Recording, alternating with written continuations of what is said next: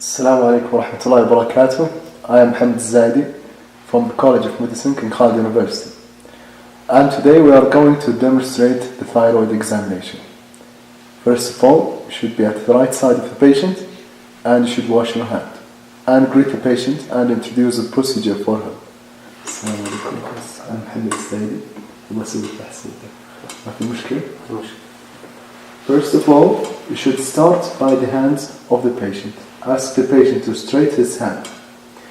At the same time, you should note the nails for the presence of onycholysis or nail biting. Also the joints of the hand for thyroid acropathy. Then you should ask the patient to do like this. You should note if there is any palmar erythema. At the same time, you should check if there is any dryness or sweating in the hand. Then you ask the patient. And by a piece of paper, you should assist the fine tremor, which is associated with thyrotoxicosis. Put the piece of paper like this and look for any fine tremor. There is no fine tremor. After that, you should go to assess the pulse of the patient. Because in thyrotoxicosis, there will be tachycardia, and in hypothyroidism, there will be bradycardia. And also, you should assess the collapsing pulse. And you should ask the patient if he has any pain, because thyrotoxicosis is a hyperdynamic state. And elevate the hand and wait. There is no hyperdynamic circulation. After finishing the pulse, you should move to assess the Pemberton sign to see if there is any thyroid congestion.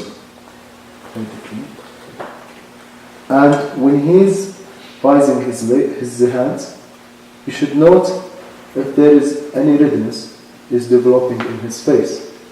And this is called the Pemberton sign due to venous congestion due to thyroid enlargement. The patient with thyroid disease are having proximal muscle weakness, circulation.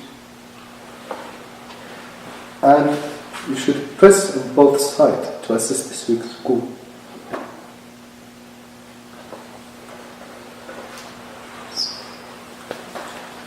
Then you should go for the face. As we see in this patient, there is no plethora and there is no protrusion of the eyes. At the same time, you should assess the hair. His hair is not coarse or is not dry, because as you know, the coarse hair is associated with hypothyroidism. For the eyes, you should look from the anterior side to see if there is any protrusion. Also, you should look from the side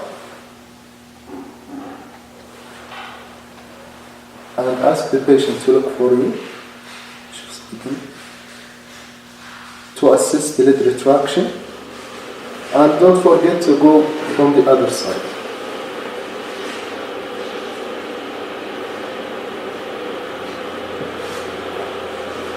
After that, you should go for the gland itself and you should inspect it. The patient should be facing you and you should ask him to protrude his tongue. Yes. Protruding the tongue is associated, and elevation of the gland is associated with thyroglossal cyst. And you should ask the patient to swallow some sips of the water to assist the thyroid swelling.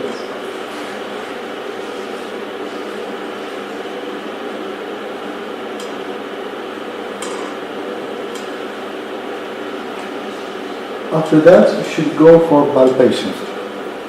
And before you palpate the thyroid gland, you should palpate for the lymph node. Palpate for the submental lymph node. and submandibular lymph node, preauricular lymph node, the post-auricular lymph node, and the occipital lymph node. Then you should go for the thyroid gland. You should assess the Adam's apple. Then you go below it, and at the level of cricoid cartilage, you can palpate the isthmus, and you should assess the right lobe and left lobe, and ask the patient to drink some sips of water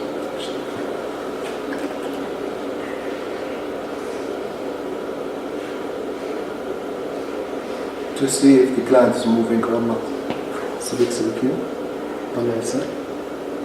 And also to protrude his tongue to see if there is any thyroglossis. You should palpate roundly on the right lobe to see if it's enlarged, and also on the left lobe. Then you should tilt the head to assess it more clearly, and on the right side. This is for the palpation of the thyroid gland. After that, you should percuss on the sternum to assess if there is any thyroid extension. Palpate from here, percuss from here.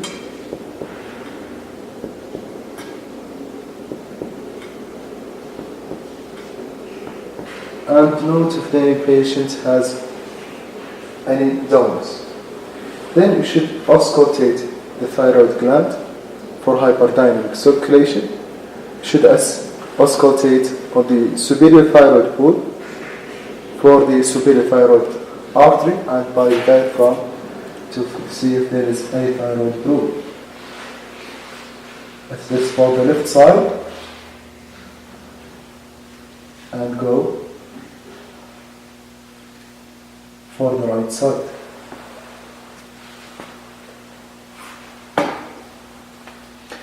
Then we should expose both legs of the patient to assess if he has pretibial myxedema, which is associated with Graves' disease.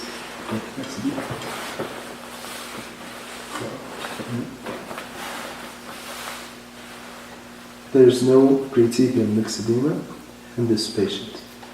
And you should assess the proximal muscle weakness of the hip joint by asking the patient to stand up.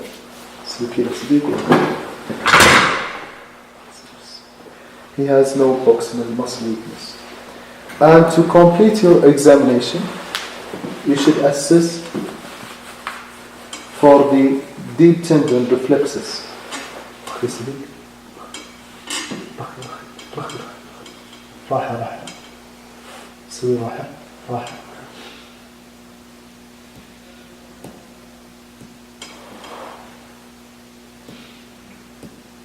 There is no exaggerated reflexes, and you should also assess for the other side.